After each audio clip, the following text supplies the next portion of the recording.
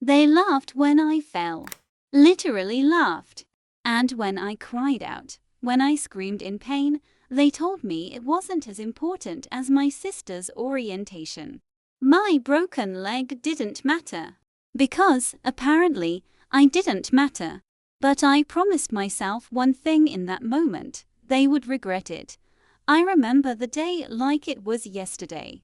I was coming home from school, tired, my backpack heavy, my mind somewhere between homework and a text from a friend I had been waiting on for hours. The hallway was slick from the rain, the tiles reflecting the late afternoon sun, like a set of tiny mirrors. I didn't even see the puddle. One step, one misstep, and suddenly the wall tipped sideways.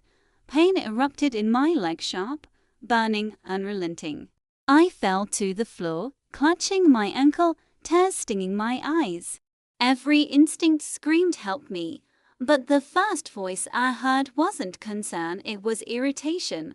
"Oh, stop exaggerating. Your sister's orientation is today, and you're just making a scene," my mom said, brushing past me like I was some inconvenient obstacle. I blinked. Did she just? My dad didn't even look up. He was too busy on his phone, probably scrolling through something far more important than his own daughter screaming on the floor.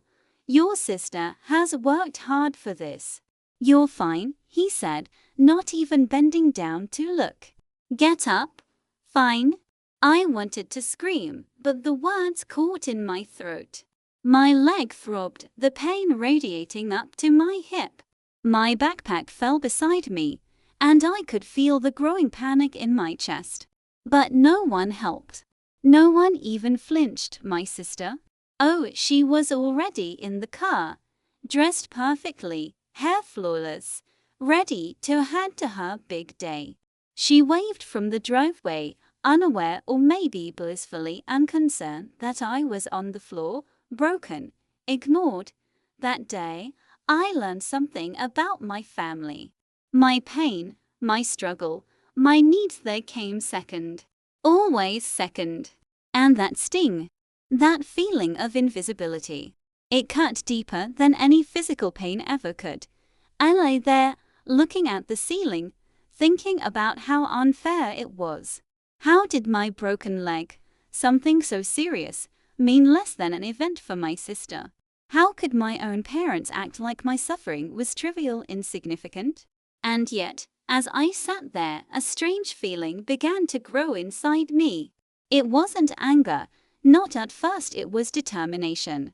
A small, quiet, dangerous spark. "They think this breaks me," I whispered to myself. "They're wrong. I'll show them." The ambulance came eventually. My neighbors called, after noticing my cries. In the hospital, doctors confirmed it, a clean but serious fracture. I would be in a cast for months. Months of being stuck, dependent, vulnerable. I expected my parents to rush in. I expected apologies, concern, even just a hint of worry. But when I called to tell them, my mother's voice was brisk. "We know. Just try to rest. Don't bother us. Your sister has a schedule to keep." And that was it. That was my welcome into helplessness. That was the moment I realized my family didn't see me. My leg wasn't the problem. My voice wasn't the problem. I was. Lying in that hospital bed, staring at the white ceiling, I made a decision. If my parents weren't going to value me, if my sister was always going to be first, then I would have to make them pay attention. But not through yelling, not through begging, not through tears. I would do it through patience, through strategy, through a kind of silent, relentless revenge they would never see coming. I didn't yet know how. But the seed was planted. And once it grows, it doesn't stop. I left the hospital with a cast on my leg and a storm in my heart. I could see my parents' eyes flicker with mild annoyance rather than worry, and I knew something had changed. I wasn't the same girl who would silently endure being overlooked. They might have ignored me today, but they wouldn't be able to tomorrow. Not if I had anything to do with it. I hobbled through the house on crutches, each step a reminder of how powerless I was, or at least how powerless they thought I was. Every glance from my parents was either irritation or dismissal. My sister, on the other hand, fluttered around like a queen in her little kingdom, completely oblivious to my existence. She didn't even ask how I was doing. Not once. That night, lying in my room, I stared at the ceiling again. But this time, it wasn't just frustration brewing inside me. It was calculation. They had underestimated me, dismissed me, left me to my own devices. And that would be their biggest mistake. I began noticing patterns: how my parents spoke, who they valued, how easily they could be manipulated without realizing it. My MOM, for instance, thrived on appearances. Everything had to look perfect, neat, socially impressive. My dad, he hated confrontation, hated admitting mistakes, and hated being embarrassed. My sister, as I already knew, was selfish and spoiled, addicted to attention. All of these details were tools, weapons, opportunities. The first step was small, gaining independence where they thought I had none. I started keeping track of their schedules, their routines. I learned which neighbors were sympathetic, which teachers would bend rules for me. I even started subtle conversations with my sister, testing boundaries, learning what made her tick, what made her insecure. It wasn't about revenge yet. Not fully. It was about power, control, showing them that I wasn't helpless. Weeks passed. My cast grew heavier, my legs stiff, my anger sharper. But with each day, I found ways to assert myself. A phone call here, a school project there, a tiny victory that made them notice me in a new way. They assumed I was still fragile, still weak. But each time I smiled while doing something they thought I couldn't, it was like dropping a pebble into a still pond. Slow ripples of doubt spreading without them realizing it. My sister started noticing. It was subtle at first: a narrowed gaze when I corrected her on homework, a fleeting glare when I outshined her in small school competitions. But I didn't let it excite me. That was part of the game. Let her think she was still ahead, still untouchable. I learned patience. I learned observation. And I began plotting the bigger moves, the ones that would leave them speechless. There were nights I cried quietly, too, when the loneliness hit, when I realized how cold my family could be. But I never let them see it. Crying would be weakness, and weakness was no longer an option. I had a plan forming in the shadows of my resentment. A blueprint for a type of revenge that would be unforgettable not just for them, but for my sister too. By the time my cast came off, I wasn't the same girl who had limped through that hallway weeks ago. I was sharper, smarter, and most importantly, more dangerous than they could have ever imagined. And so I waited, quietly, carefully, letting them continue their oblivious lives while I prepared. One day, they would see me not the broken, ignored girl, but the one who had been planning her victory all along. By the time school started back up, I was fully mobile, but I walked differently now, not because of my leg, but because of the confidence I carried. Every glance, every word, every subtle interaction became a chess move in the game I was playing. My parents thought nothing had changed. My sister still flaunted herself like the center of the universe. But I knew better. I had a plan, and the pieces were slowly falling into place. It started small, almost imperceptible. I began taking control of my school life in ways my parents hadn't expected. I volunteered for projects my sister ignored, answered questions in class she didn't want to, and quietly earned the respect of teachers who had once overlooked me. Each small success fed a silent storm of satisfaction inside me. Then came the social victories. I started building a circle of friends who actually cared, people who appreciated me, not my sister. I became the girl others turned to for advice, for help, for leadership. And it felt good, better than I could have imagined. The first time my mother asked me to help with something at home and actually praised me for it, I caught the flicker of surprise in her eyes. That flicker was everything. My sister, of course, noticed too. Her smirks faltered when I casually outperformed her in debates, when I aced tests she had bragged about, when I quietly became the one people talked to for guidance. She tried to belittle me at first, but it never worked. I stayed calm, collected, untouchable in my silent rise. One evening, at dinner, my father made a comment he thought was harmless. "I guess you're learning to manage on your own, huh? It's good to see you finally." Coping. I smiled sweetly, a polite, calm smile that didn't betray the fire inside me. Coping? They still didn't understand. I wasn't coping. I was plotting. I was growing. I was turning their neglect into my power. And then came the first real opportunity for subtle revenge. My sister had been planning a big social event, a party she insisted everyone attend, including our parents. She expected them to prioritize her as usual. But I quietly orchestrated a situation where her plans were complicated, her expectations thwarted, and her confidence rattled. I didn't humiliate her outright. That would be too obvious. Instead, I made small, precise moves, suggesting alternate schedules, planting doubts about her plans, and letting her see her friends rely on me instead of her for advice and coordination. The moment she realized people were turning to me instead of her, I saw it: a flash of panic, a quick tightening of her jaw, the tiniest crack in her perfect mask.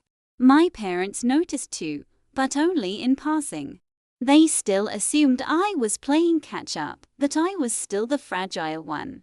Little did they know, the game had shifted entirely, and I was in control now. By the time that week ended, I had achieved something subtle but powerful. For the first time, my sister and my parents had to acknowledge me. Not fully, not openly, but enough for me to know they had noticed. Enough for me to know my patience and observation had paid off. I was learning the art of invisible influence, the quiet kind of dominance that doesn't need loud confrontation to leave its mark. And with every step, every clever maneuver, I felt closer to the moment I had been imagining for weeks, the day they would finally regret underestimating me.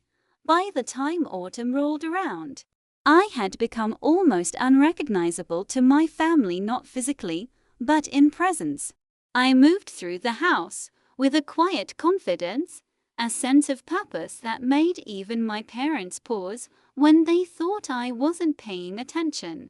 My sister, meanwhile, was growing increasingly frustrated. Every small victory I claimed felt like a slight against her, though I never aimed it to be obvious. I was patient, calculated. The first daring move came on a Saturday morning. My sister had invited her friends over for brunch, planning to flaunt everything she owned, every little attention-grabbing detail. My parents were busy in the kitchen, praising her choices and ignoring me. As usual, I didn't react with anger or sulking. Instead, I started helping, quietly rearranging things, offering suggestions, making the meal smoother, the conversation livelier. My sister's friends began complimenting me without realizing why my calm, collected presence, the way I anticipated their needs. My sister's irritation grew with every passing minute. By mid-morning, it was clear she had lost the subtle center of attention title for the first time. I didn't gloat. I never did. I simply smiled, helped clean up, and let the moment settle. My parents noticed, but they still misread it. Oh, she's just catching up, they thought. They didn't know I was already 3 steps ahead. That evening, as I sat in my room reviewing the day, I realized something important. Revenge didn't need to be loud. It didn't need to humiliate anyone openly. The most effective kind of revenge was subtle, strategic, and unforgettable. It was about letting them see, in their own way, that they had underestimated me. The next week brought another opportunity. My sister had a school project due, and naturally, she expected me to help at the last minute. I didn't. Instead, I offered advice from a distance, letting her make mistakes she could have avoided if I had been there. Her frustration boiled over, and for the first time, she lashed out. "Why are you always 1 step ahead of me?" she shouted, her face red with anger. I just smiled, calm and collected, leaning on the edge of her desk. "I'm not ahead. I'm just paying attention," I said softly. My parents overheard, of course, but they dismissed it as typical sibling rivalry.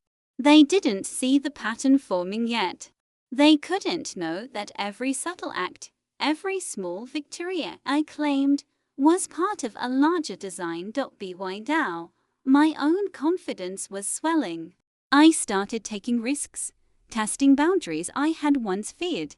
I volunteered for events my parents insisted were beyond me, joined committees my sister thought she owned, and quietly proved my abilities. Each success was a quiet jab, a reminder that their neglect hadn't broken me, it had honed me. And then came the first real turning point. My sister had bragged to the family about winning a competition at school, expecting the praise and admiration she usually received. But I had anticipated her announcement. I had quietly submitted my own work for parallel recognition, one she hadn't even considered. When the awards were announced, it was my name they called first. My parents' faces shifted, a mix of surprise, confusion, and finally pride. My sister's smugness faltered, and I realized with satisfaction that I had done it without confrontation, without a fight. They had finally seen me not as the broken, ignored girl, but as someone they could no longer dismiss. That night, I lay in bed, thinking about how far I had come. I wasn't done. Not yet. But the first cracks had appeared in the armor my parents and sister had built around themselves. The real game was just beginning, and I was ready. By the time winter approached, the tension in the house had become almost palpable, though no one admitted it out loud.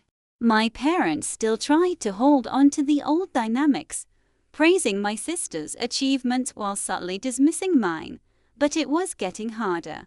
I had become too visible, too competent, too undeniable, and my sister's frustration was growing by the day.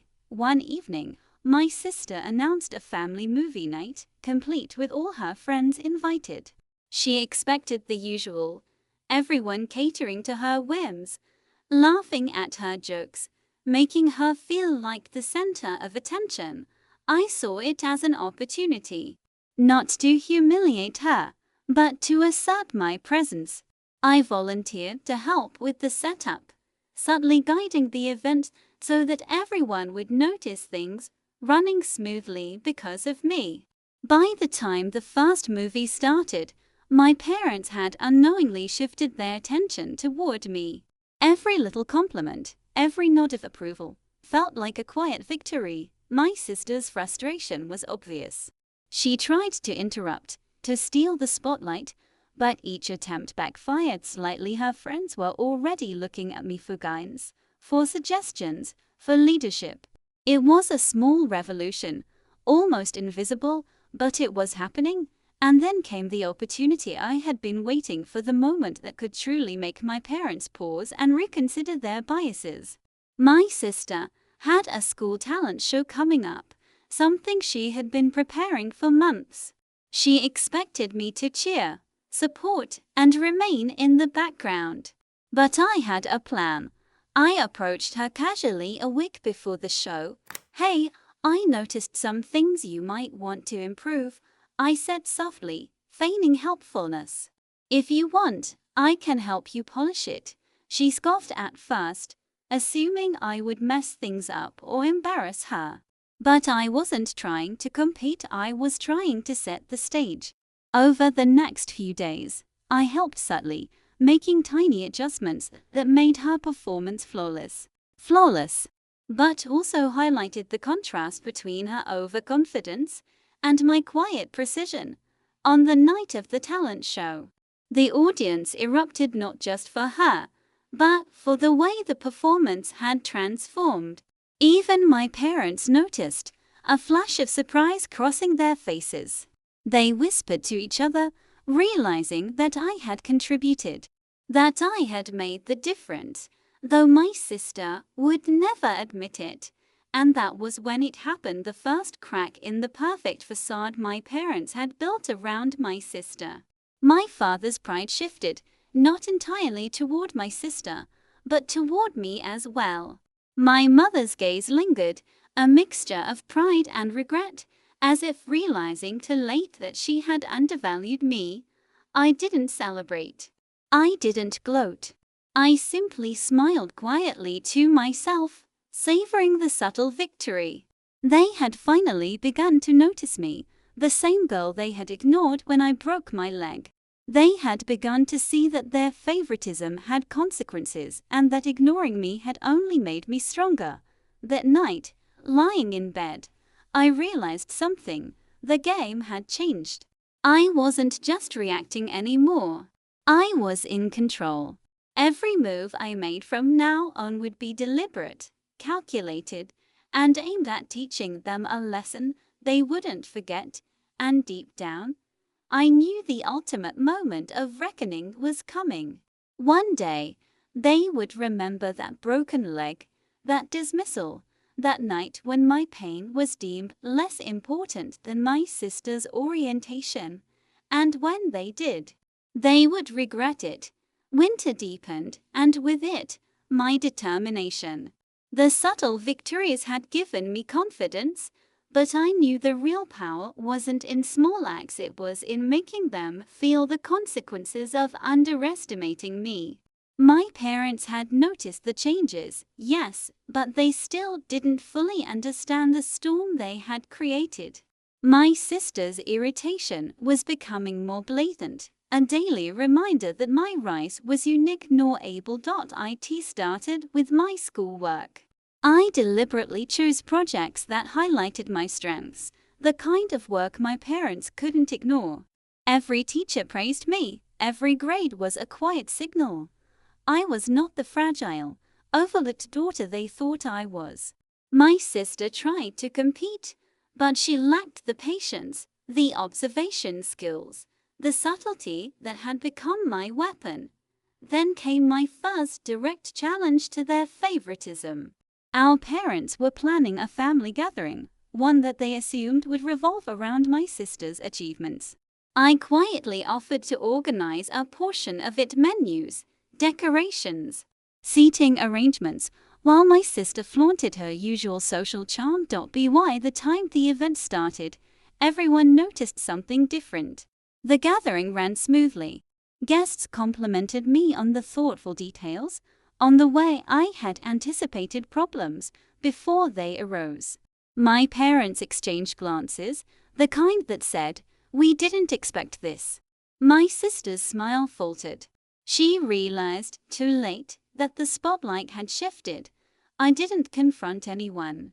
I didn't even smile at their surprise. I let it simmer. This was not about arrogance, it was about proving that neglecting me had consequences. A few days later, another opportunity arose. My sister had a crucial audition for a school play, one she had been obsessing over for weeks. She assumed I would offer trivial encouragement, maybe a small cheer from the sidelines. But I knew the importance of influence. I offered to help her rehearse, correcting small mistakes, guiding her subtly, always staying in the background. The result? She performed flawlessly, but it was my quiet guidance that made it happen. Friends, teachers, even my parents noticed. The subtle acknowledgement was enough to unsettle my sister. For the first time, she had to confront the fact that I could outshine her not by stealing her achievements, but by quietly elevating them while remaining in control. And yet, I didn't stop there. I began taking control of household routines, suggesting improvements, anticipating needs, and executing them before anyone asked. My parents' admiration grew, tinged with guilt. They were beginning to realize the consequences of ignoring me, of favoring my sister over my pain. But they still didn't understand the full extent of my plan. One evening, as my sister stormed into the kitchen, furious over a minor inconvenience, I remained calm. Maybe if we plan better next time, it won't happen, I said softly. No anger, no retaliation, just quiet precision. Her glare was sharp, but it was clear. The balance had shifted. By now, I had become the silent force in the household. Every move I made was calculated, every reaction measured. My parents were slowly recognizing that ignoring me had been a mistake. My sister was learning that her usual tactics no longer worked. And I was learning that power, true power, came not from confrontation but from subtle control, patience, and relentless strategy. I was no longer the girl with a broken leg. I was a force, quietly rewriting the rules of our family dynamic. And soon, very soon, they would see the full extent of my plan. Spring was approaching, and with it, the perfect opportunity. My family had grown accustomed to my quiet competence, my subtle victories, but they still underestimated me. They thought the worst was over, that I was finally settling into my role as the obedient, patient daughter who could be overlooked when convenient. They were wrong. It started with a simple observation. My sister was planning a big graduation party. She expected everyone to cater to her whims, to make her shine, as they always had. My parents were already buzzing with excitement, praising her for weeks in advance, but I saw the cracks. I saw the overconfidence, the arrogance, and I saw my opportunity. I approached her casually, pretending to be helpful. I have a few ideas that might make the party even better, I said, smiling innocently. She rolled her eyes at first, convinced I was just trying to interfere. But I wasn't interfering, I was orchestrating. Every suggestion I made, every adjustment I proposed, subtly shifted the party in ways that would highlight her mistakes if she ignored me. I also enlisted allies quietly, friends who respected me, neighbors who had noticed my quiet rise, even a few family friends who were loyal to me rather than my sister. I didn't flaunt this support. I let it build silently in the background, like a shadow no one noticed until it was too late. On the day of the party, I executed the first phase of my plan. My sister's carefully curated schedule began to unravel, not because of sabotage, but because I had anticipated every flaw and allowed it to expose itself naturally. A missing detail here, a forgotten arrangement, the small things she had assumed no one would notice, but that made the night slightly chaotic. Meanwhile, I was everywhere quietly, coordinating, smoothing over problems before anyone realized they existed, making the night run flawlessly in the background. Guests began complimenting me, parents, neighbors, even some of my sister's friends. They didn't see it as revenge. They saw it as competence. But I knew the truth. This was my moment. The final act came later that evening. My sister tried to claim credit for the seamless flow of the party, but her friends, my allies, even my parents subtly contradicted her. The shift in attention was unmistakable. For the first time, my parents saw her overconfidence and realized that their constant favoritism had blinded them to my abilities. My sister froze. My mother's face tightened. My father's eyes flickered with recognition. And I smiled quietly, internally, savoring the subtle satisfaction of my careful orchestration. They had finally noticed me not as the broken, overlooked daughter, but as someone capable, intelligent, and undeniably influential. That night, as I lay in bed, I realized the power I had gained. It wasn't loud. It wasn't violent. It wasn't obvious to everyone, but it was undeniable.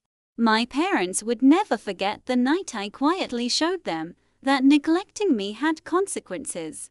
My sister would never look at me the same way again, and as for me, I had proven something far more important than revenge. I had proven my worth. It happened faster than I expected. My parents were still adjusting to the subtle changes, still trying to understand the shift in dynamics. But my sister's arrogance had left openings, and I wasn't going to waste them. The perfect opportunity arrived with a family gathering, a small, casual dinner they had invited distant relatives to attend. My sister, as usual, expected the spotlight. She arrived early, dressed impeccably, talking loudly about her achievements, her plans, her popularity. My parents followed, beaming at her as if she were the sun itself. I arrived last, quietly, unassuming, letting the energy settle around me. But this time, I didn't just move in the background. I observed, I waited, I positioned myself. The dinner began, and the chaos started subtly. My sister dropped a few small mistakes: a missing utensil, a forgotten ingredient, and I quietly fixed them before anyone else noticed. Guests started looking at me for guidance, for direction, for reassurance. The shift was almost imperceptible at first, but it was happening. Then came the moment that would change everything. My sister made a particularly loud claim. "I'm the one who planned all of this. Everyone should be thanking me." I smiled, calm, collected, and let a small detail slip that only I could have noticed, actually. I noticed the seating arrangements were off, so I adjusted them to make it easier for everyone to sit together. Silence, eyes turned toward me. My parents' faces shifted through surprise, confusion, and finally, recognition. My sister's face went pale. For the first time, she couldn't find a single word to defend herself. The room, which had been her stage, now suddenly acknowledged me. The attention, the compliments, the gratitude, it was all directed at me. And I didn't even have to say more. The point was made. My mother finally spoke, her voice trembling slightly. I didn't realize. I smiled softly. "That's okay," I said, calm and gentle. "You'll see next time. And maybe then, you'll remember to notice everyone, not just her." My father's gaze met mine, and I saw a flash of something new: respect, realization, and regret all rolled into one. My sister sat frozen, her usual confidence shattered, her superiority quietly dismantled. That night, I lay in bed, exhausted but triumphant. I hadn't yelled. I hadn't caused drama. I hadn't forced recognition. I had simply orchestrated it so carefully, so perfectly, that it became undeniable. For the first time in years, my parents had seen me not as the broken girl who fell, not as the daughter they dismissed, but as a capable, intelligent, and strategic person. And my sister. She would never underestimate me again. I realized then that revenge wasn't about anger. It wasn't about humiliation. It was about reclaiming your power, about making them see your worth without compromising your own integrity. And I had done it. Quietly, calmly, and without a single person realizing the storm I had orchestrated until it had already passed. The days after the dinner were different. Everything in the house had shifted, though my parents were still figuring out exactly how. My sister avoided eye contact with me, her usual smugness replaced by a quiet wariness. It was almost satisfying to watch her navigate her own insecurities for the first time. My parents, on the other hand, were more complicated. I could see the guilt in their eyes, the realization that they had ignored my pain, my struggles, my existence for far too long. They tried to overcompensate at first, praising me for small things, giving me attention that felt almost awkward. I accepted it silently. I didn't need to gloat. I had already won the real victory. They had finally seen me, and yet, the most important change wasn't in them, it was in me. I felt different, stronger, more confident. I had discovered a power I didn't know I had: the ability to influence, to observe, to act strategically. I had turned neglect and dismissal into strength. I had taken my pain, my broken leg, and used it as the foundation for my rise. My sister tried to challenge me a few times after that, bragging, competing, even subtly undermining me, but it never worked. I had grown beyond being reactive. I was patient, precise, and unshakable. Each attempt she made only highlighted her own flaws, and my newfound mastery of patience and observation. One afternoon, my mother tried to apologize. She looked at me nervously, hesitant, as if unsure how to even begin. I'm sorry I didn't notice you before, she said, her voice quiet. I smiled softly. It's okay. You'll notice now, won't you? Her eyes filled with a mixture of relief and remorse. I didn't dwell on it. I didn't lecture. I had achieved something far more powerful than an apology. I had earned their respect, and nothing could take that away. My father, too, seemed changed. He looked at me differently, now not as the fragile daughter with the broken leg, not as someone to overlook, but as someone capable, someone strategic, someone who couldn't be dismissed. And my sister, well, she learned an important lesson too. That the world didn't revolve around her, and that being underestimated could have consequences. I didn't gloat. I let her come to the realization herself, quietly, as she had too. By the time spring fully arrived, our family dynamics had shifted completely. I had reclaimed my power, my voice, and my confidence. I was no longer the girl who had been ignored.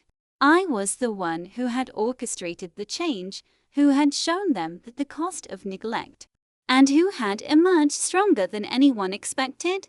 And in that quiet, unassuming way that had become my signature, I knew one thing with certainty: I would never be invisible again. By summer, our home felt entirely different. The subtle hierarchy that had dominated my life for so long had shifted. I wasn't just part of the family anymore, I was seen. My parents' favoritism had softened, replaced with a cautious respect. My sister had learned, finally, that I wasn't someone to underestimate. And I could see the change in her demeanor. Hesitant and thoughtful where she once had been carefree and arrogant, But the biggest victory wasn't theirs, it was mine. I had turned every moment of neglect, every dismissive glance, every painful reminder that I didn't matter into fuel for my rise. I had learned patience, observation, and strategy in the quietest, most powerful ways. I had learned to transform vulnerability into strength, pain into precision, and anger into action.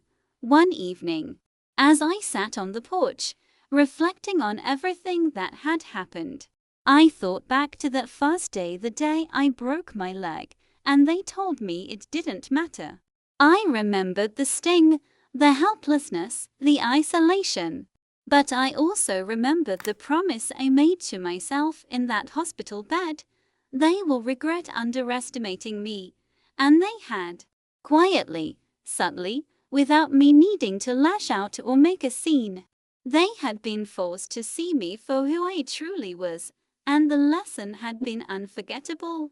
My sister approached me later that night, hesitant, a little ashamed, but genuine. I didn't realize. You're really capable, she said quietly. I smiled softly, the calm smile that had carried me through months of planning and patience. It's okay. Now you know. And maybe next time, you'll notice people before it's too late. Even my parents came by to speak with me, their apologies heartfelt, tinged with relief and regret. I didn't need their validation. I didn't need their apologies to feel powerful. But I accepted them gracefully. Because part of winning is knowing when to show mercy, when to extend acknowledgement, and when to close the chapter with dignity. I realized then that the true victory wasn't just making them regret neglecting me, it was proving to myself that I could rise above any circumstance, any dismissal, any pain, and transform it into my strength. I wasn't just the girl with a broken leg anymore. I was the girl who had planned, endured, and emerged stronger, smarter, and unshakable. And in that quiet moment of reflection, I smiled, knowing one thing with certainty. They thought I was broken. They thought I could be ignored. They were wrong. I was never broken. I was just getting started. All right, everyone, that's all I have for today. If you found this entertaining, make sure to hit that like button and subscribe for more content like this. If you want to watch more, please check out our playlist. Finally, a huge thank you for watching. I'll see you in the next one. Peace.